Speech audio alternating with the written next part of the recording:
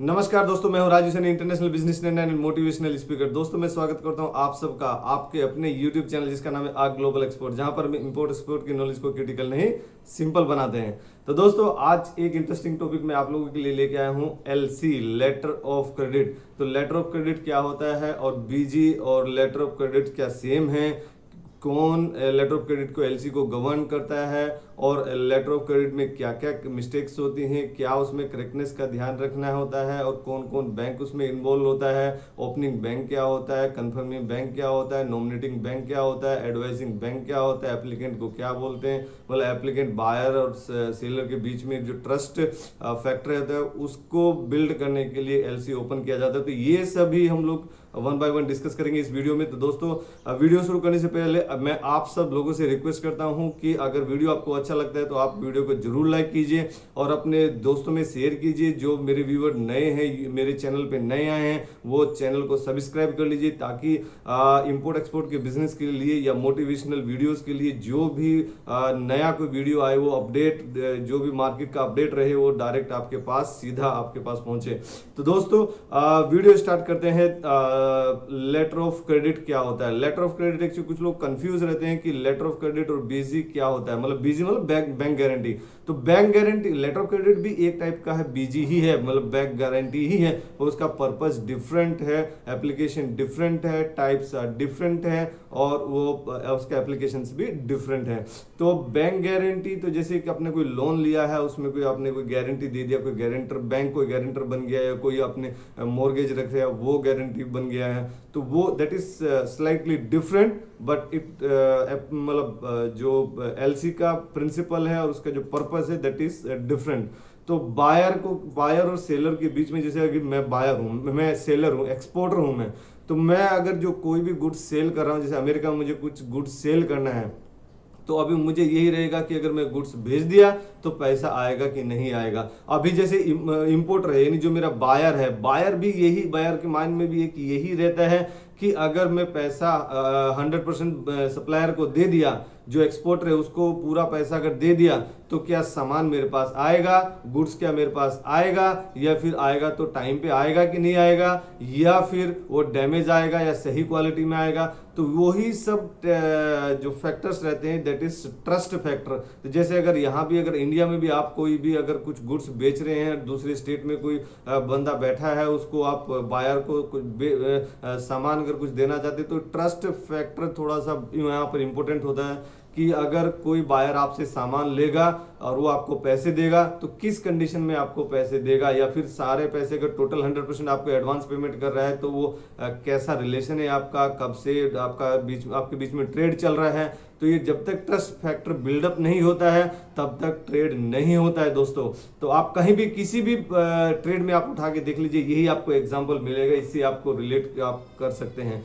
तो नेक्स्ट आता है कि प्रोसेस क्या होता है बैंक गारंटी का, ये एलसी का प्रोसेस क्या होता है। तो एलसी का प्रोसेस होता है, सबसे पहले एक्सपोर्टर होता है, इंपोर्टर होता है। तो जो इंपोर्टर होता है उसको एलसी ओपन करानी, कुछ लोग ऐसे क्वेश्चन पूछते हैं कि एलसी ओपन कौन कराता है। तो जो बिजनेस कर रहे हैं, जो एक्सपोर्ट कर रहे हैं, उनको बिल्कुल आइडिया है, 100% आइडिया है, जो एलसी में काम करते हैं, कि एलसी कौन ओपन कराता है। एलसी ओपन कराएगा जिसको जरूरत है गुड्स की जरूरत किसको है, बायर को। यानी पैसे किसको देने हैं, बायर को देने। बायर भी डायरेक्ट पैसे नहीं दे रहा है, वो बैंक को इन्वॉल्व कर दे रहा है, तो बैंक को इन्वॉल्व करके वो पैसे देगा ताकि उसका पैसा मतलब डूबे भी नहीं, और हमारा जो, जैसे हम अगर बात करें कि हमारा गुड्स कहीं जा रहा है और हमें अपने पैसे मिल जा रहे हैं, तो वो एक ट्रस्ट फैक्टर है जो बैंक यहाँ पर बिल्ड करता है। तो बैंक यहाँ बीच में अपना थोड़ा कुछ लेता है, बैंक ओपनिंग कराने के, जो एलसी ओपनिंग कराने के उसके जो चार्जेस रहते हैं वो जरूर लेता है, लेकिन ये सेफ है दोनों पार्टी के लिए, बायर के लिए भी और सेलर के लिए भी। तो सबसे पहले आता है प्रोसेस में एप्लीकेंट अपनी बैंक के पास में जाता है, यानी जो बायर है। जैसे अगर मुझे अमेरिका में कुछ एक्सपोर्ट करना है, तो अमेरिका में, यूएसए में जो मेरा बायर है, जो इंपोर्टर है वहां का, तो वो अपनी बैंक के पास जाएगा जिसमें उसका करंट अकाउंट है, या जिसको भी वो अपना बैंक ओपनिंग बैंक बनाना चाहता है, तो उसको ओपनिंग बैंक बोलते हैं। यानी ओपनिंग बैंक क्यों बोलते हैं उसको, या फिर इशूइंग बैंक भी कई बार उसको बोलते हैं। तो इशूइंग बैंक या ओपनिंग बैंक, उसको ज्यादातर उसको ओपनिंग बैंक बोलते हैं। तो ओपनिंग बैंक उसको क्यों बोला जाता है, क्योंकि वो एलसी को ओपन करता है, एलसी को वो ओपन करता है। तो जो बायर है वो अपनी बैंक के पास में जाएगा, ओपनिंग बैंक के पास में, उसको डॉक्यूमेंट्स देगा कि ये मेरा ट्रेड होने वाला है और मेरी ये सप्लायर से बात हुई है और हम ये एलसी ओपन कराना चाहते हैं, एलसी में हमारा एग्रीमेंट हुआ है। तो वो एलसी ओपन कराने का रिक्वेस्ट देगा अपने ओपनिंग बैंक में। तो ओपनिंग बैंक क्या करेगा, ओपनिंग बैंक डॉक्यूमेंट्स प्रिपेयर करेगा, एलसी ओपन करेगा और एलसी ओपन करने के बाद वो एडवाइजिंग बैंक को देगा। एडवाइजिंग बैंक क्या होगा, एडवाइजिंग बैंक होगा मेरा, यानी मैं एक्सपोर्टर हूं तो एडवाइजिंग बैंक मेरे बैंक में एलसी भेजेगा।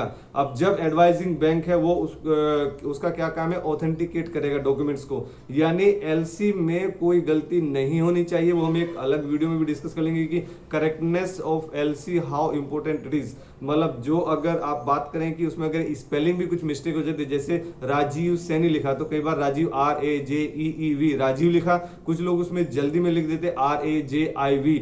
तो उसमें ये बिल्कुल ध्यान रखना है दोस्तों, स्पेलिंग मिस्टेक होने पे भी बैंक कई बार आपको एलसी का जो उसका लायबिलिटी है, जो बेनिफिशियरी को जो अमाउंट देना है, जो सप्लायर को पैसे देने हैं, वो कई बार नहीं देता है, डिनाई कर देता है, या फिर वो मैटर डिस्प्यूट में चला जाता है। तो हमें डिस्प्यूट में नहीं जाना है दोस्तों, हमें अच्छे से लर्न करना है, सीखना है और प्रैक्टिकली हमें एक्सपोर्ट करना है। तो अभी ओपनिंग बैंक ने एडवाइजिंग बैंक को दे दिया है, अभी एडवाइजिंग बैंक क्या करेगा, उसको ऑथेंटिकेट करेगा डॉक्यूमेंट्स को, और जब ऑथेंटिकेट कर देता है तो वो फिर बेनिफिशियरी को देगा। अभी बेनिफिशियरी कौन है, मैं, मुझे पैसा मिलने वाला, मैं बेनिफिशियरी हूं। एप्लीकेंट वो है जिसने एलसी ओपन कराया है, और मैं एक्सपोर्टर हूं तो मैं हूं बेनिफिशियरी। जैसे आप बैंक अकाउंट में बेनिफिशियरी ऐड करते हैं, बेनिफिशियरी मतलब जिसको बेनिफिट होने वाला है, जिसको पैसे जाने वाले हैं। ये कॉमर्शियल टर्म है, यानी बैंक की टर्म है। तो वो उसी लैंग्वेज में आपको बता रहा हूं, बैंक की टर्म में भी बता रहा हूं, और नॉर्मल हम लोग जो बात करते हैं आपस में व्यवहारिक लैंग्वेज में जो बात करते हैं उसमें भी मैं साथ के साथ आपको एक्सप्लेन करता जा रहा हूं, ताकि ये बहुत आसान हो जाए आपके लिए समझने के लिए। और जो बेनिफिशियरी है, बेनिफिशियरी के पास में एडवाइजिंग बैंक, यानी एडवाइजिंग बैंक मतलब मेरा जो बैंक होता है, मेरी कंट्री का जो बैंक है, यानी जो इंडिया का बैंक है, मेरा बैंक है जिसमें मेरा करंट अकाउंट है, तो वो बैंक मुझे एलसी देगा, और मैं एलसी के बेस पे अभी मुझे भरोसा हो जाता है, ट्रस्ट हो जाता है कि अभी एलसी मेरे पास आ गया है। तो मैं अगर मर्चेंट एक्सपोर्टर हूं तो मैं किसी से अभी सामान खरीद सकता हूं और उसको मैं एक्सपोर्ट कर सकता हूं। तो अगर मैं जो मैन्युफैक्चरर हूं तो इसमें एक क्वेश्चन ये भी आ सकता है कि अभी मैन्युफैक्चरर है तो अगर किसी का पैसा डूबने वाला है, किसी के साथ कुछ फ्रॉड होने वाला, तो मैन्युफैक्चरिंग करेगा तो उसका रिस्क, मैन्युफैक्चरिंग रिस्क एलसी में मिनिमाइज होता है कि नहीं। तो हाँ दोस्तों, इसका आंसर है हाँ, करेक्ट है ये।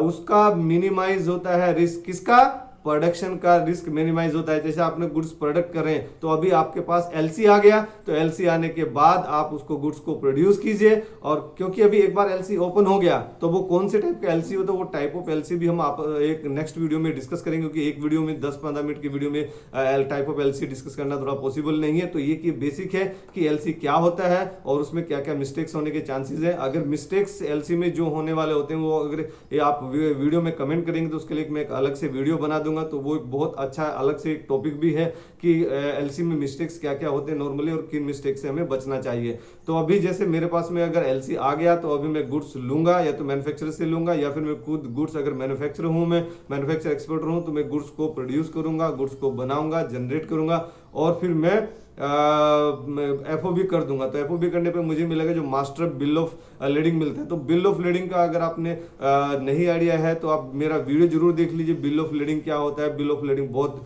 इंपॉर्टेंट डॉक्यूमेंट होता है। ये प्रूफ रहता है कि आपने गुड्स को एफओबी कर दिया, या जो भी इनको आपका इनकोट में आपने गुड्स इसमें अगर आप सी के द्वारा भेज रहे हैं, जैसे अगर आप तो उसमें आप जो वेजल है, वेजल के ऊपर आपने अपना कंटेनर रख दिया है, और वो रिसीविंग देता है आपको, जो शिफ्टिंग चार्ज रहता है, यानी जो उस टाइम ड्यूटी पे रहता है, जो शिपिंग लाइन का जो इंचार्ज होता है, जिसको मास्टर बोलते हैं, कैप्टन बोलते हैं, वो आपको रिसीविंग देता है, अंडरटेकिंग देता है कि हाँ ये आपका गुड्स आया है और मैंने रिसीव कर लिया है। तो वो बिल ऑफ लेडिंग है। बिल ऑफ लेडिंग का अगर आपने वीडियो नहीं देखा तो मेरा वीडियो जरूर जाके देख लीजिए, बहुत डिटेल में इसमें एक्सप्लेन किया गया है। तो बिल ऑफ लेडिंग जैसे मेरे पास आ जाता तो मैं अभी बिल ऑफ लेडिंग किसको भेजूंगा, एक नॉमिनेटिंग बैंक को भेजूंगा, या नॉमिनेटिंग बैंक और एडवाइजिंग बैंक सेम भी हो सकता है। तो अगर एडवाइजिंग बैंक और नॉमिनेटिंग बैंक, जिसको नेगोशिएटिंग बैंक भी बोलते हैं, अगर वो सेम है तो इसका मतलब मैं अपने बैंक को बिल ऑफ लेडिंग भेज दूंगा। यानी ये प्रूफ हो गया है कि अभी मैंने गुड्स प्रोड्यूस कर दिया है या फिर मैं किसी से जो प्रोड्यूसर है यानी जो मैन्युफैक्चरर है उससे गुड्स मैंने ले लिया है और अभी मैंने इसको एफओबी कर दिया है, ये उसका प्रूफ है, ये डॉक्यूमेंट है बिल ऑफ लेडिंग।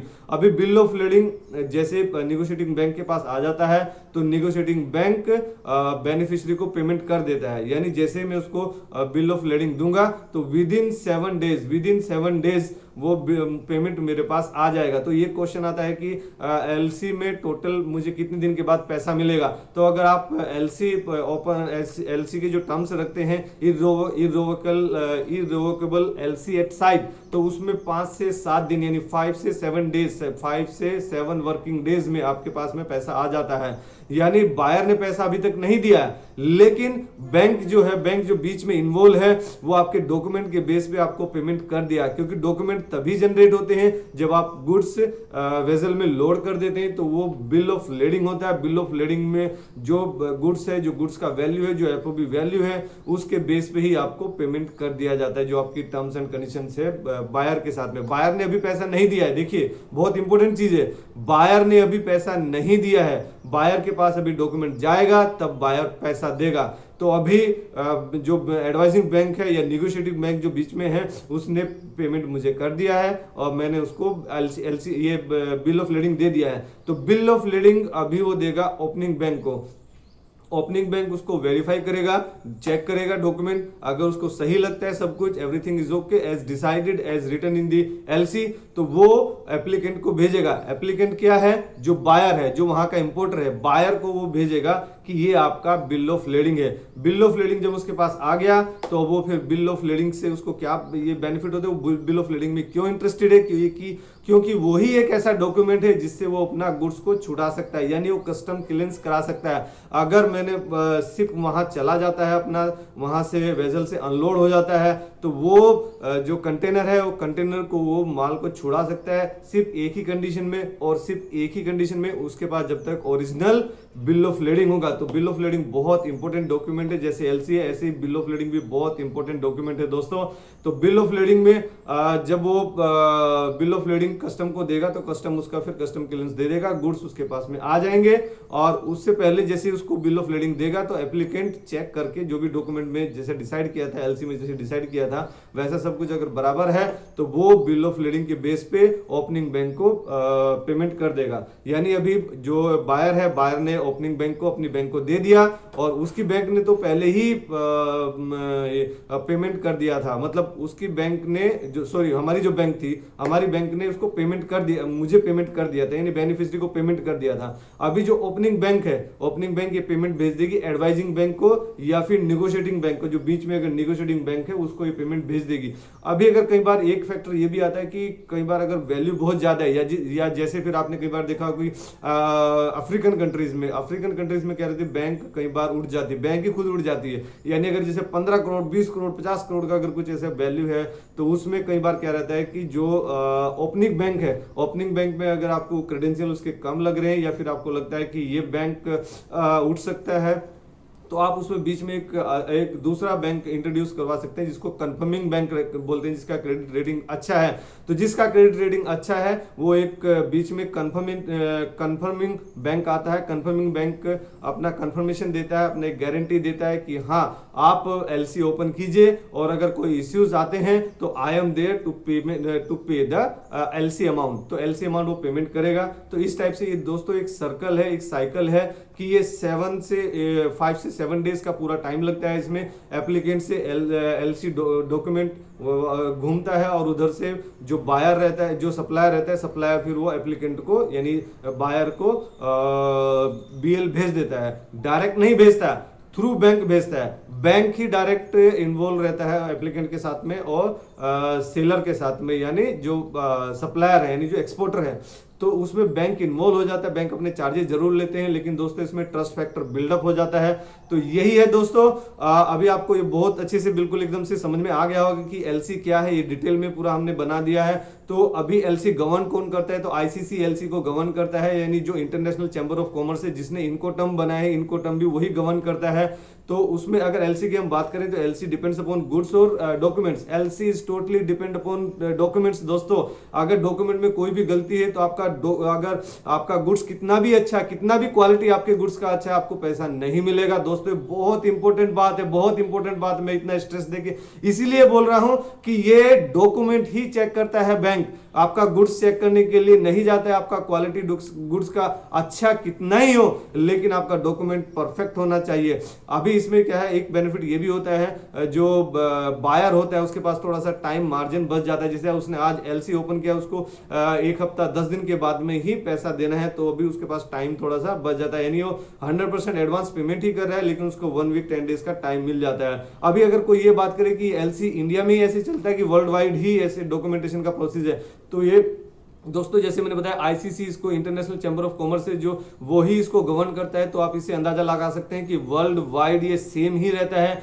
जो उसके टर्म्स होते हैं, यानी जो बायर को एप्लीकेंट बोलते हैं और सप्लायर को बेनिफिशियरी बोलते हैं, वो सब ओपनिंग बैंक, ये जो भी टर्मिनोलॉजी है बैंक की, वो इंटरनेशनली सेम होती है। और ये इसीलिए मैंने बैंक की लैंग्वेज में भी आपको बताया और अपनी व्यवहारिक लैंग्वेज में भी आपको बताया है। अभी इर्रिवोकेबल एलसी एट साइट आपको उसमें करना है, उसमें टोटल टाइम लग जाता है 5 से 7 डेज। रिवोकेबल नहीं करना, कहीं भी गलती से भी रिवोकेबल नहीं करना, क्योंकि उसमें बायर कभी भी उसमें कैंसिल कर सकता है without giving you notification notice. तो दोस्तों यही है, उसमें हम लोग आगे एक वीडियो में डिस्कस करेंगे कि टाइप ऑफ एलसी क्या होते हैं, किस टाइप के एलसी आपको ओपन कराना चाहिए, किस टाइप का एलसी आपके लिए सेफ है, अनसेफ है, या कितना उसमें रिस्क फैक्टर कवर होता है। तो दोस्तों इस वीडियो को आप ज्यादा से ज्यादा शेयर कीजिए, हर एक उस हिंदुस्तानी के साथ में शेयर कीजिए जो इंपोर्ट एक्सपोर्ट के बिजनेस में आना चाहते हैं और जो बिजनेस करना चाहते हैं या जो जॉब कर रहे हैं और बिजनेस में आना चाहते हैं। दोस्तों आप उस हर एक हिंदुस्तानी के साथ में आप इसको शेयर कीजिए, अपनी कंट्री को इकोनॉमी बूस्ट कीजिए, अपनी इकोनॉमी बूस्ट कीजिए, अपना लाइफ स्टाइल बूस्ट कीजिए। और इस वीडियो में आप कमेंट करके बताइए वीडियो आपको कैसा लगा और किस टॉपिक पे आप नेक्स्ट वीडियो चाहते हैं, वो आप सजेस्ट भी कर सकते हैं दोस्तों। तो let's go global together, let's do export together. Thank you very much.